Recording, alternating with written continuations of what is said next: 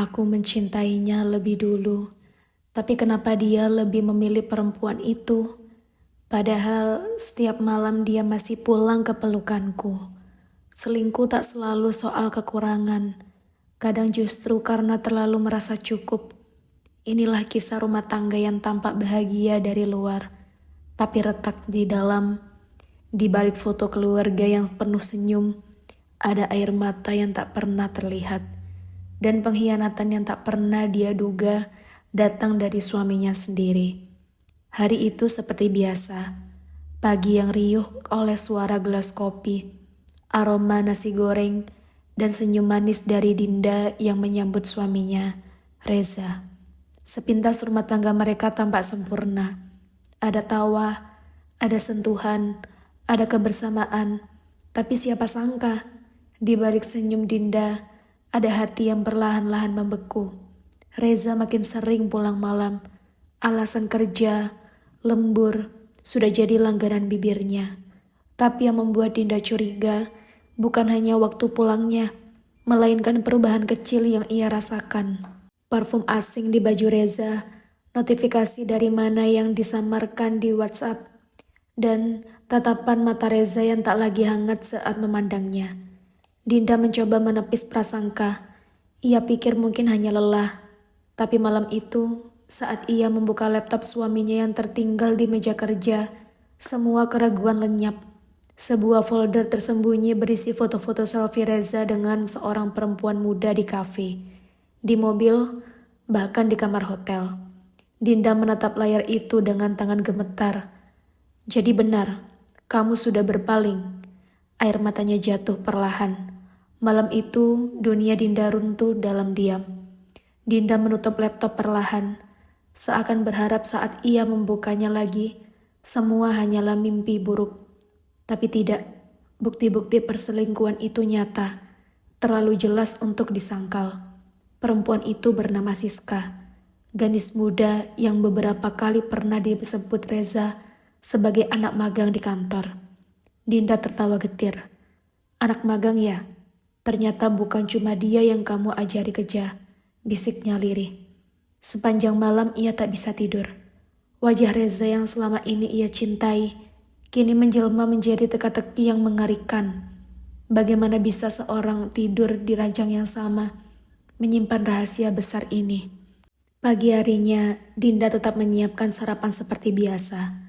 Tak ada satupun yang berubah di wajahnya, kecuali sorot matanya yang kini jauh lebih dingin. Reza duduk dan menyantap roti tanpa curiga. Lembur lagi malam ini? Tanya Dinda datar.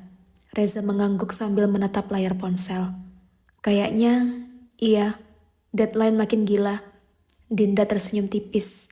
Hati-hati ya, jangan sampai gila, itu justru rumah tangga kita. Reza meneles sekilas. Tapi sebelum sempat membaca makna di balik kata-kata Dinda, ponselnya kembali mencuri perhatian. Dan Dinda, ia mulai merencanakan langkah berikutnya dalam diam.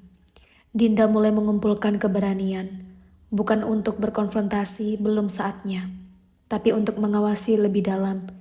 Ia mulai menyimpan salinan bukti, tangkapan layar pesan-pesan mesra Reza dengan Siska, struk hotel yang ditemukan di dompet, hingga catatan perjalanan dari aplikasi ojek online yang mengarah ke tempat-tempat tak wajar. Setiap bukti yang terkumpul membuat hatinya makin remuk. Tapi Dinda tahu, emosi tanpa strategi hanya akan menjadi tangis sia-sia. Ia butuh waktu, ia butuh kekuatan. Di sisi lain, Reza semakin leluasa. Ia pikir istrinya tak tahu apa-apa.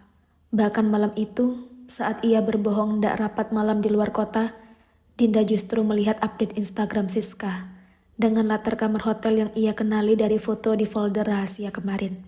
Sakit? Tentu. Tapi Dinda mulai terbiasa dengan luka. Dan di balik air matanya, perlahan muncul keberanian yang tak pernah ia tahu ia miliki. Ia bukan lagi istri penurut yang menutup mata demi mempertahankan status. Kini ia menjadi seorang perempuan yang siap menghadapi kenyataan, seburuk apapun bentuknya, karena kadang demi menyelamatkan diri, seseorang harus rela melepaskan. Suatu sore, saat Reza mengaku ada meeting dadakan, Dinda memutuskan untuk keluar rumah, bukan untuk menenangkan diri, Tapi untuk menguntit, ia sudah hafal gerak-gerik Reza. Mobil suaminya melaju menuju hotel di pusat kota. Hotel yang sama yang muncul di unggahan Siska. Dinda mengikuti dari kejauhan. Detak jantungnya memacu lebih kencang dari biasanya. Ia parkir tak jauh dari lobi dan menunggu. Beberapa menit kemudian, Reza muncul bersama Siska. Tertawa, bergandengan, seolah dunia hanya milik mereka berdua. Dinda tak bergerak. Ia hanya memandang dari balik pintu. Nafasnya tercekat.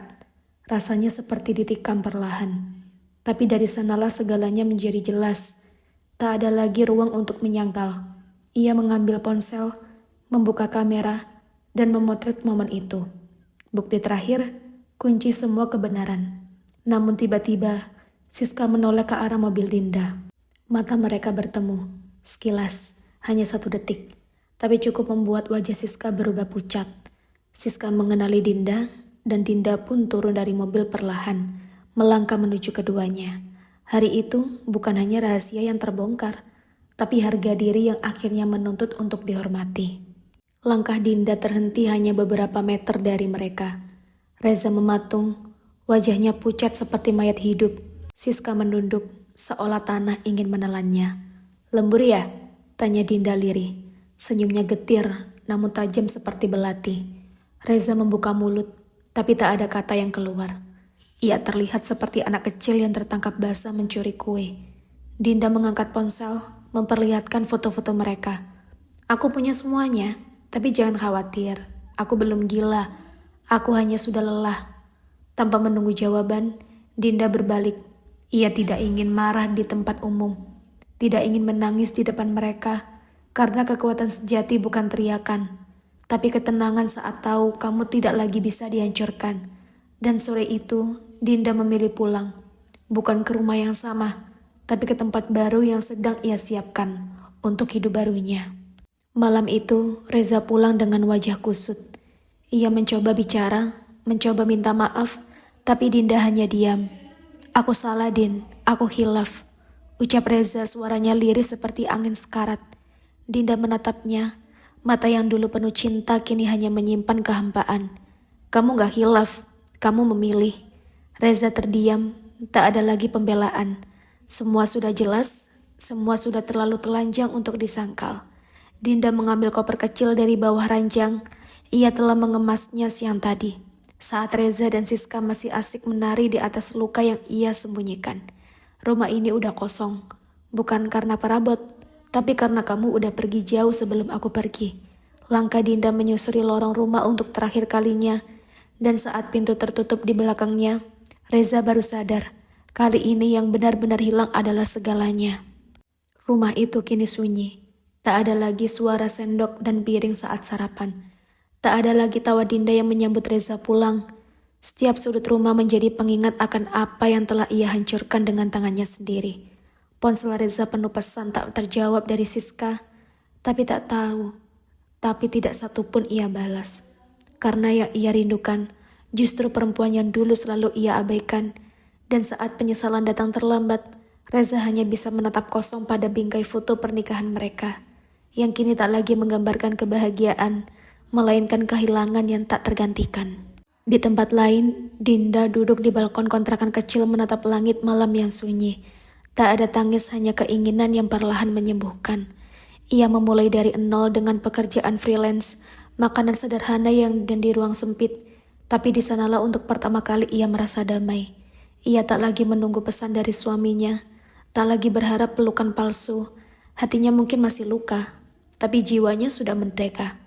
"Cinta tak seharusnya menyakitkan," bisiknya pelan. Dan sejak hari itu, Dinda bersumpah, ia akan mencintai yang paling penting, dirinya sendiri. Reza duduk termenung di ranjang kosong. Foto Dinda tersimpan di dompet, namun hatinya sudah tak ada kunci yang membuka. Siska telah menghilang. Cinta terlarangnya hancur bersama keegoannya. Kini hanya sepi yang setia menemaninya. Karena sekali kepercayaan dihianati, tak akan ada jalan pulang. Setahun berlalu, Dinda telah bangkit. Ia kini bekerja di sebuah lembaga sosial, membantu perempuan yang pernah disakiti seperti dirinya. Senyumnya kembali, bukan karena ada pria baru, tapi karena ia mencintai hidupnya yang sesederhana dan bermakna ini. Sesuatu hari, ia melihat Reza dari kejauhan. Di sebuah pusat perbelanjaan, pria itu tampak lebih tua, lebih lelah. Mata mereka sempat bertemu. Reza tersenyum lirih, seorang ingin bicara. Tapi Dinda hanya membalas dengan anggukan sopan, tapi berjalan pergi tanpa menoleh. Karena ada luka yang tak perlu dibalas dengan balas dendam, cukup dengan keberhasilan dan ketegaran. Dinda tahu, akhirnya kisah mereka bukan tentang siapa yang kalah atau menang, tapi tentang siapa yang belajar menghargai diri sendiri setelah disakiti. Dan disitulah kisah ini berakhir, dengan kepergian yang bukan karena lemah, tapi karena sadar layak untuk bahagia.